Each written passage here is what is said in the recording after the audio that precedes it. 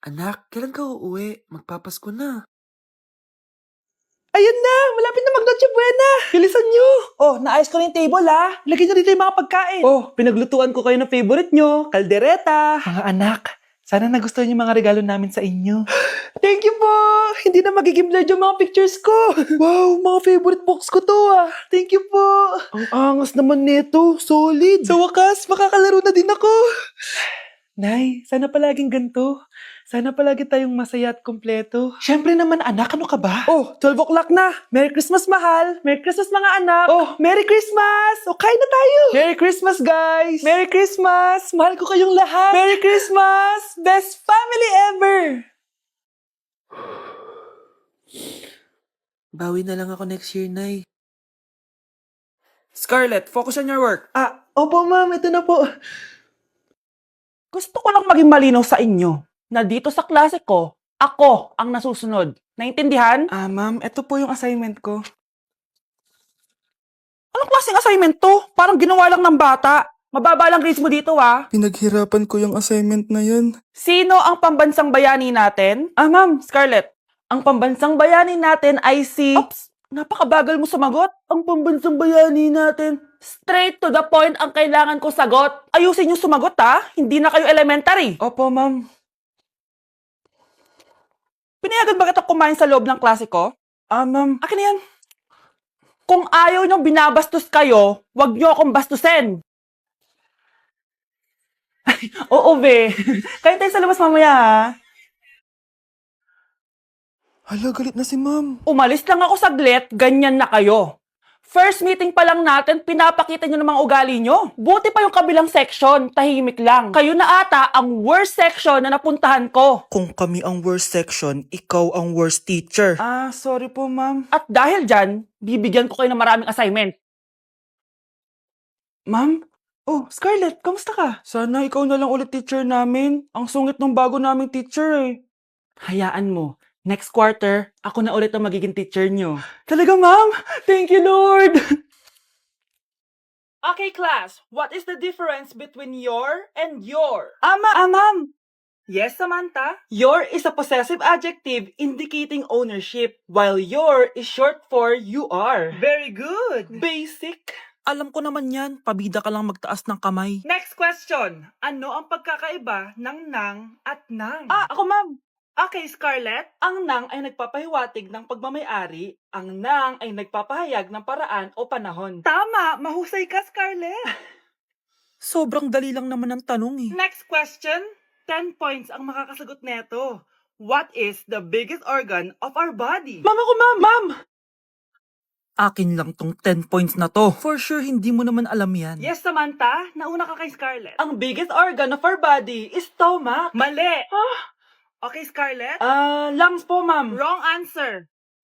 Wala na bang gusto sumagot, class? Ma'am, ang biggest organ of our body is skin. Correct! Tignan niyo si Kyle, oh. Kahit di nakikinig sa akin yan, tama ang sagot niya. So, Kyle, paano mo nalaman ang sagot? Yun po kasi sabi sa Google eh.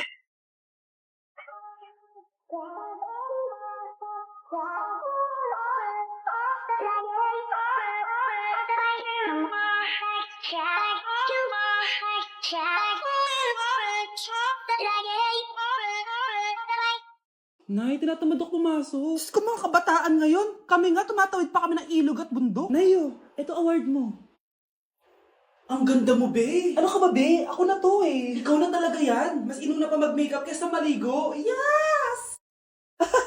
Hoy, ikaw babae ka. Puro ka cellphone. Eh, ikaw nga buong araw nakikipag-chismisan doon. May sinabi ba ako? Be, ang lungkot mo siguro, no? Kasi wala kang jowa. Mas okay na yung walang jowa kaysa sa walang mama. Ang boring naman. Maginis kaya ako. Anak, maglinis ka na nga ng bahay. Ay, matutulog na lang pala ako. Be, nagugutom ako. Kain tayo. Huwag na, be. Nagtitipid ako. Tara, libre ko. Sige, tara. Alam mo, ate, kung nakakayaman lang ang pagiging marupok, mayaman ka na. Kung nakakayaman lang ang pagiging pangit, ikaw na pinakamayaman. Okay, class! Na-miss nyo ba ako? Bumalik na si ma'am! At dahil first meeting natin, hindi muna ako magli-lesson. Gusto nyo ba yon? Ma'am, pwede po kami kumain sa kantin? Sure! Oh, yung mga gustong kumain, kumain na. Gawin nyo na lahat ng gusto nyong gawin. Basta, today lang yan ha. Next week, magli-lesson na tayo. Grabe, ang bait talaga ni ma'am, no? True, be. Kaya favorite ko yan si ma'am eh. Tara na, kain na tayo. Okay, class. What is the powerhouse of the cell? Scarlett? Ano ba yun? Starts with letter M. Mitochondria? Very good! Kaya mo naman pala eh. Thank you, ma'am. O, class, mag-e-exam kayo ha. Dinalian ko na to para sa inyo. Lahat ng nasa lesson natin, nandito. Okay, get one and pass. Oo nga, ang dali lang. Makaka-perfect pa ata ako. A few moments later. Okay, time's up. Pass your papers. Wow naman, lahat kayo nakakuha ng high scores. Magaling ka kasi magturo, ma'am. Okay, class, dahil Friday ngayon, gusto ko mag-enjoy kayo sa weekends. Kaya naman, hindi ako magbibigay ng assignment. Yes, thank you, ma'am. Makakagala ako. At isa pa, class, malapit na mga anak si teacher, oh. Magli-leave muna ako ng ilang months. Ha? Habang wala ako, si Ma'am Diana muna ang papalit sa akin. Maging mabait kayo sa kanya, ha?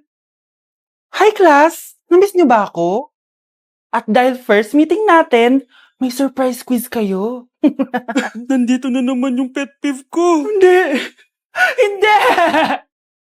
Hello po, Ninang. Bless po. Aba, Mars, ang laki na netong inaanak ko, ha? O, eto, para sa'yo. Sa wakas! 100 lang. Ilang taon kang hindi nagbigay, tapos 100 pesos lang ang bibigay mo, Mars? Wait lang kasi, di pa ako tapos. O, eto inaanak, sa'yo lahat to. Ang dami naman nito, Ninang. Madami talaga, dahil inabangan ko ang Choice Friday sa Shopee. Dahil ang daming deals and offers. Payong na may UV protection, 80 pesos lang. Gantong kadaming rubber band hair ties, 39 pesos lang. Electric mini fan na sobrang lakas ng hangin. Ang lakas, nakaka-fresh talaga. 381 pesos lang to.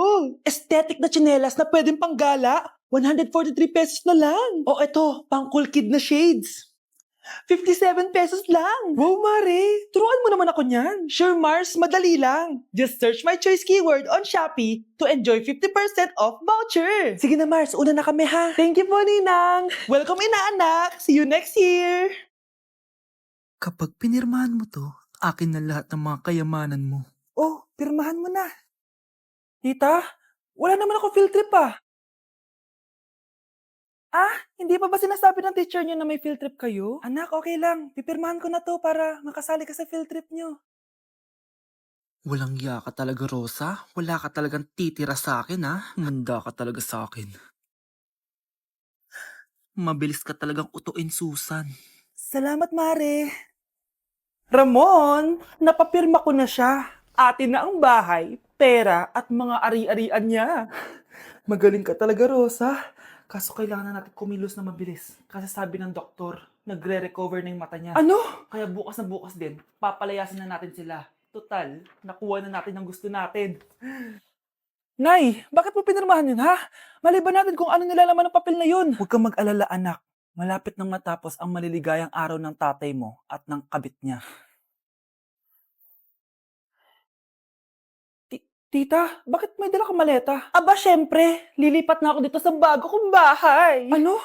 Tay, ano ibig sabihin nito, ha? Nakalagay dito sa papel na pinirmahan ng nanay mo na amin na tong bahay, mga sasakyan niya at ang mga pera niya.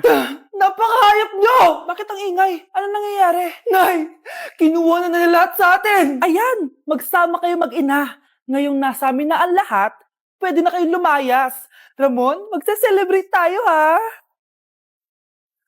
Ang galing nyo din, no? Ha? Nakakakita ka? Bago kayo mag-celebrate, i-check nyo muna kung pirma ko ba talaga yung nakalagay dyan. Hindi pwede to! Tay! Attorney! Kita mo naman kung ano ginawa na tong dalawang to, di ba? At nandito na rin ang ebidensya na magpapatunay na naghaharutan sila sa loob ng bahay ko. Anong gagawin nyo sa amin, ha? Mahal, huwag mo naman gawin sa amin to, please, oh. Magbabago ako, please. Oh, sorry kung natatapakan kayo pagka-love team nyo, ha? Arestuhin nyo na yung mga yan. Mag-celebrate kayo sa kulungan. Kayong dalawa, sumama na kayo sa akin sa presinto.